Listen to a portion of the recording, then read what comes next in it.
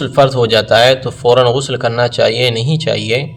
تو غسل فرض ہونے کے بعد میں یا تو آپ استنجا کر لیجئے، اس کے بعد غسل کر لیجئے، یا بیچ میں آپ کی ایک نیند ہو چکی ہو تب غسل کر لیجئے، یا پھر 40 قدم آپ اگر چل لیے ہیں اس کے بعد میں غسل کر لیجئے۔ 3 میں سے کوئی ایک کام کر لیا تو اس کے بعد غسل کیا جا سکتا ہے۔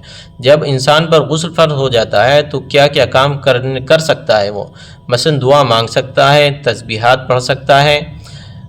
تیسری چیز یہ ہے کہ جب آپ پر غسل فرض ہوا تو آپ کسی چیز کو چھو لیں گے تو وہ ناپاک ہوگی یا نہیں، بلکہ ایسا نہیں ہے، آپ نے اگر غسل نہیں کیا ہے اس دوران آپ کے بدن سے کوئی چیز لگی یا آپ نے کسی چیز کو چھو لیا وہ ناپاک نہیں ہوتی، یہاں تک کہ جس بستر پر جس چادر پر بیوی کے ساتھ صحبت کی ہو وہ چادر بھی ناپاک نہیں ہوتی۔ ناپاک اتنا ہی حصہ ہوتا ہے جتنی چیز پر کوئی ناپاک چیز لگ جاتی ہے۔